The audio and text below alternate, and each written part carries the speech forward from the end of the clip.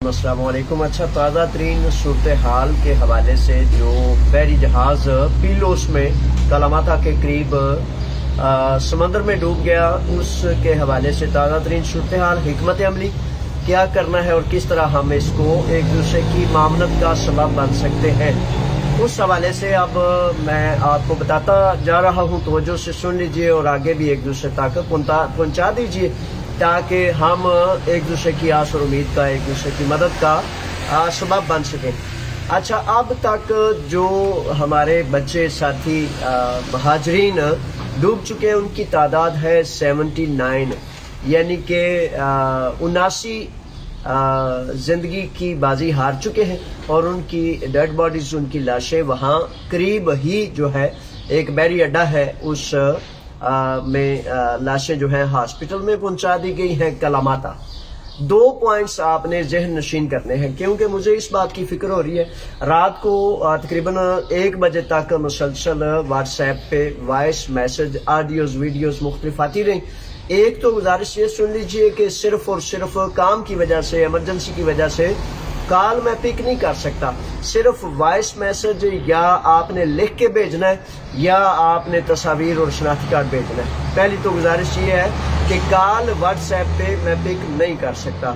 बड़ा माजरत खा हूँ, लेकिन काम करने के लिए ये तरीकाकार इख्तियार किया गया ताकि काम को किया जा सके। अच्छा, दूसरी सूरत हाल जो मुझे फिक्रमंदी हो रही है कि मुसलसल साथी पाकिस्तान से लेकर कसीर तादाद में हमारे बच्चे पाकिस्तानी जो थे उसमें मौजूद थे। अच्छा, तकरीबन बताया जाता है कि 700 या 750 के करीब महाजरीन, जिसमें पाकिस्तानी, मिस्री और सीरियंस थे। शायद सबसे ज्यादा पाकिस्तानी थे, क्योंकि जितनी तादाद में मुझे रात को फोन्स, ऑडियो रिकॉर्ड्स, पासपोर्ट्स, शनाख्ती कार्ड और इस तरह के मैसेज आए हैं, उससे पता लगता है कि कसीर तादाद में हमारे पाकिस्तान से तल्लक रखने वाले उसमें बच्चे महाजरीन मौजूद थे। अच्छा, अब एक खसूसी गुजारिश है, 2 नुकते हैं इसके कि जो बाहर से, इंग्लैंड से, इटली से, स्पेन से, जर्मन से मुख्तलिफ अफराद आ रहे हैं, तो बराए मेहरबानी अगर फॉर एग्जाम्पल जाहिर है अजीजों कारब से वो दुख बर्दाश्त नहीं होता और किसी सूरत भी वो रुक नहीं पाते, तो बड़े सारे साथी कल रात की फ्लाइटों से आए हैं, कुछ साथी आज की आए हैं, तो उनसे गुजारिश है कि अगर बराए मेहरबानी आपने जाना है तो जख्मी अक्सर व बेशतर अफराद, इस बात को नोट फरमा लीजिए, जख्मी अफराद जो है कलामाता हॉस्पिटल में जेर इलाज है। जिनकी हालत बेहतर है वो बहरी अड्डा पीलोस, जहां बहरी जहाज डूबा है, पीलोस के बहरी अड्डे, बहरी जो शिपिंग उनकी यहाँ की आर्मी है, बहरी आर्मी नेवी जिसे कहते हैं, उसके स्टोर्स है, गोदाम से, मुख्तलिफ जगह है, तो उनमें उनको रखा गया है। और जो मौजूद है 104 उनकी तादाद है। अक्सर व बेशतर की हालत अच्छी है, कुछ की हालत जिनकी ज्यादा खराब है या उन्हें मेडिकल ट्रीटमेंट की जरूरत है वो हॉस्पिटल में है। अगला अमल ये है कि वो अफराद कलामाता हॉस्पिटल जाएंगे, अगर फॉर एग्जाम्पल उन्हें जाना ही है तो कलामाता हॉस्पिटल से अलावा वो जो बहरी अड्डा है पीलोस का, जहां जहाज डूबा है, हलाकतें हुई हैं और कश्ती जहां डूबी है वहां साथ ही वो स्टोर्स है जहां उनको रखा गया है। अच्छा, मुमकिन है थोड़ी देर बाद, 2-4 घंटे बाद जो है उन अफराद को, अब हुकूमत का अगला मंसूबा ये है कि उन अफराद को ले जाया जाएगा शनाख्त के लिए, उनकी आइडेंटिफिकेशन के लिए, उनकी डिटेल्स के लिए मालाकासा असाइलम सेंटर जो है, ये अतीका सूबा को कहते हैं, ये जिसमें मालाकासा का सेंटर है, तो इस सूबे में असाइलम सेंटर मालाकासा में ले जाया जाएगा। वहां तफसील जो है इंदराज वगैरह होगा। ताहाल अभी तक जो लिस्ट जारी हुई है, नामों की लिस्ट जारी नहीं हुई। अभी लिस्ट जारी ये हुई है क्योंकि आप सब ये पूछते हैं कि क्या इस फर्द का, इस तस्वीर का, इस शनाख्ती कार्ड का, इस नाम का कोई बंदा है, तो अभी इसमें थोड़ा सा हमें सब्र करना पड़ेगा, थोड़ा इंतजार करना पड़ेगा, क्योंकि अभी सिर्फ तादाद 104 अफराद जो है उनकी तादाद है कि वो मौजूद हैं। उनको जो है वो बाहिफाजत निकाल लिया गया है, कुछ अस्पताल में है, कुछ वहां है, और जिनकी जो जान की बाजी हार गए उनकी तादाद 79 है। तो ये बड़ी दुख और कर्ब की ये कैफियत है। अच्छा, गुजारिश दूसरा नुक्ता ये करता हूँ बाहर से आने वालों के लिए, अगर वो एथन में आए तो एओलू 47 5वें फ्लोर पर अमोनिया और मनस्त्राकी के दरमियान में, अमोनिया और मनस्त्राकी स्टेशंस के दरमियान में एओलू 47 5वें फ्लोर पर आप मुझे जो पाएंगे। शाम को तकरीबन 6 साढ़े 6 के बाद मैं चला जाऊंगा, क्योंकि वहां हम बहुत ज्यादा जमातें एक इस पर आवाज बुलंद कर रहे हैं कि भाई इस तरह की हालातें, इतना बड़ा हादसा, इतनी बड़ी तकलीफ, इतना बड़ा दर्द क्यों पेश आया, किन अफराद की जिम्मेदारी थी, क्या बंदरगाह पर मौजूद जो सिपाही थे उनकी तरफ से या फ्रंटेक्स की वजह से या किस वजह से ये हादसा पेश आया। यकीनन इसमें वो स्मगलर्स, इसमें वो यकीनन हाकिम बेचारे बदनसीब शामिल है इस जुर्म में, इस क्राइम में, जिनकी वजह से उन बच्चों ने अपनी माएँ छोड़ी, घर छोड़े, सब कुछ छोड़ा कि कहीं जुल्म से दूर जाकर कहीं शायद वो अपना रोजी रोटी कमा सकें। तो इसमें तो वो हाकिम जिसने बेचारे ने अपना घर सील किया हुआ है, उस बेचारे ने, उस जलील ने उस मुल्क पे कब्जा किया हुआ है, और आम फर्द वहां ये यकीन कर बैठा है कि ये ना उसका वतन है, ना उसको यहाँ इंसाफ मुयसर है, ना उसको रोटी रोजी मुयसर है। बदमाश बनेगा, रिश्वत का टाउट दलाल बनेगा तो तब जी सकेगा। तो इस फजा से, इस घुटन से वो बेचारा दौड़ा, लेकिन किसको पता था कि जाके समंदर में डूब जाना है।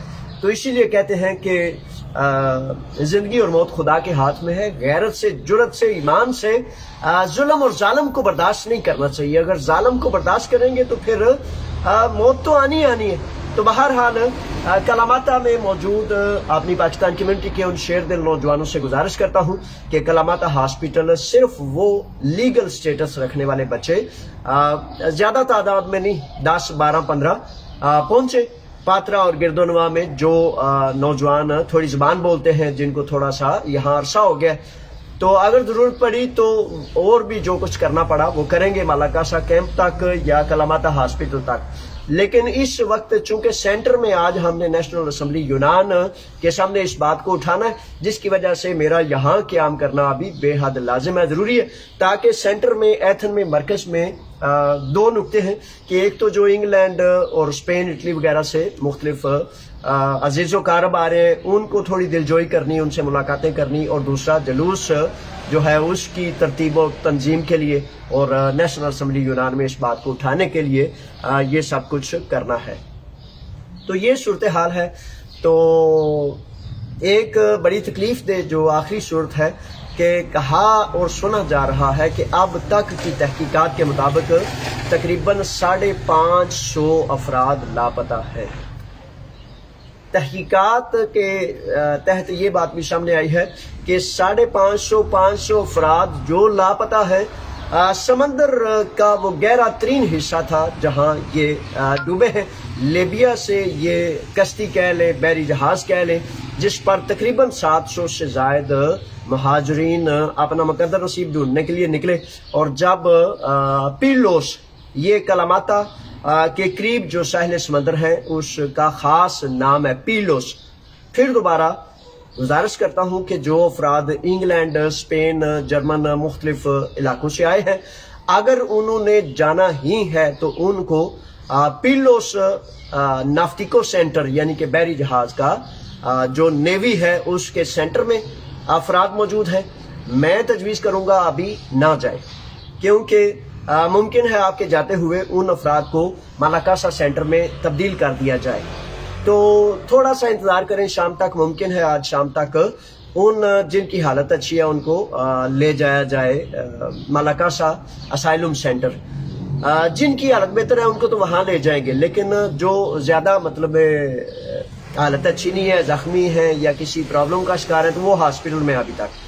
रही बात डेड बॉडीज की, जो जान की बाजी हार गए, तो वो उनकी डेड बॉडीज भी हॉस्पिटल में ही होंगी।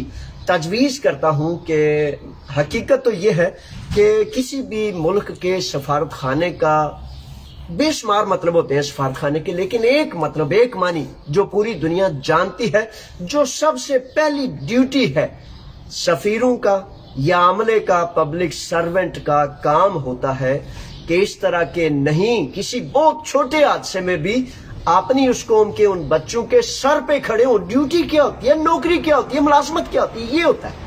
ये नौकरी है, ये मुलाजमत है। अगर ये नहीं है तो ना नौकरी है, ना मुलाजमत है, बल्कि बेहिसी है और सिर्फ अय्याशी और फजूलियात है।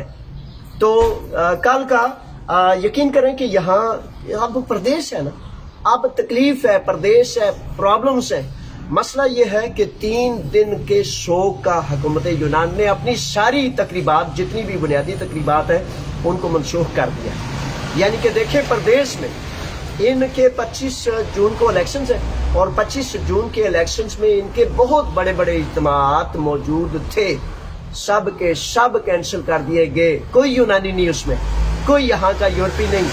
पाकिस्तान से तल्लुक़ रखने वाले हमारे बच्चे थे, मिस्र और सीरिया से हमारे बच्चे थे, लेकिन 700 अफराद का जहाज डूब जाना एक बहुत ही बड़ा, कई दहाइयों से ऐसा हादसा उस इलाके में कभी पेश नहीं आया, जिसकी वजह से 3 रोज के लिए तमाम तकरीबात, तमाम फंक्शंस खत्म कर दिए गए, कैंसिल कर दिए गए और 3 दिन के शोक का ऐलान किया गया। यूनिवर्सिटीज में, स्कूलों में बड़े सारे बच्चों के एग्जाम हो रहे हैं और अंदेशा है, अभी इस बात पर आपने रुकना है, पूरा इस पर ध्यान रखेंगे। अंदेशा है कि कई एग्जाम भी शायद आगे पीछे कर दिए जाएंगे, लेकिन इस बात को अभी आप बस तवज्जो में रखें ताकि कहीं कोई भी सूरत हाल पैदा होती है तो उसके साथ मुंसलिक रहे।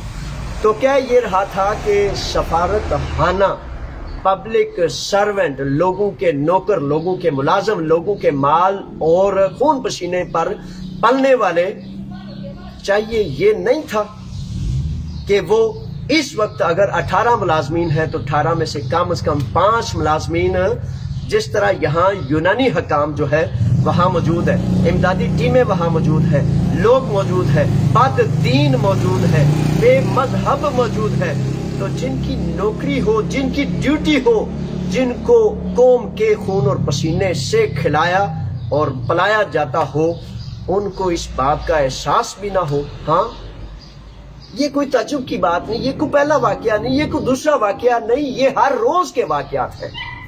अल्लाह को हाजिर और नाज़िर जान के कहता हूं कि कल एक बच्चे ने मुझे फोन किया तो उसने कहा कि मैं अब तकलीफ का इज़हार किया, तकलीफ ज्यादा थी। तो बहरहाल ये नुक्ते हैं।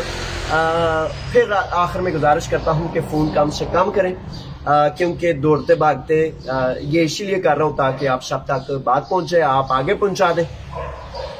काम करने के लिए अब बड़े सारे काम है, बड़े सारे मामलात हैं, तहकीकात, मुख्तलिफ जमातों से मिलना, रात के मामलात को देखना, सारी चीजें हैं।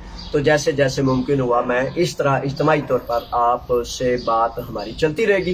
व्हाट्सएप पे वॉइस मैसेज या तस्वीर वगैरह या लिख के आप भेज सकते हैं, उसको अटेंड अभी नहीं कर सकता तो यही तरीकाकार है। तो बराए मेहरबानी माइंड ना कीजिए, आपके दर्द में बराबर का शरीक हूँ, जो कुछ हो सका जैसे जैसे बन पड़ा अल्लाह की रजा के लिए रजाकार हूँ, और रजाकार होने के नाते जो कुछ कर सका उसमें कसर कमी नहीं छोड़ूंगा।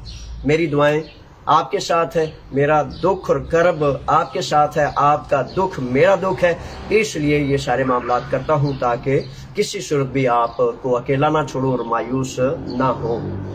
अल्लाह की अमान में, अल्लाह के राखे अब तक इतना ही है। अस्सलाम वालेकुम।